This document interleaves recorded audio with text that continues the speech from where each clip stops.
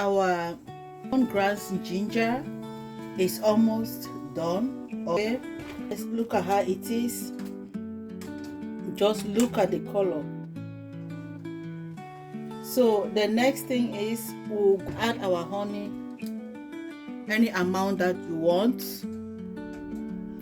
So the tea is ready. I'll go ahead and add maybe half teaspoon of lemon, like so, guys.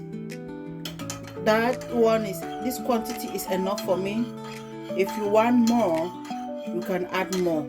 I need to know if I need more or not. I just need to test it. To add a little bit more, so the taste is out of this world.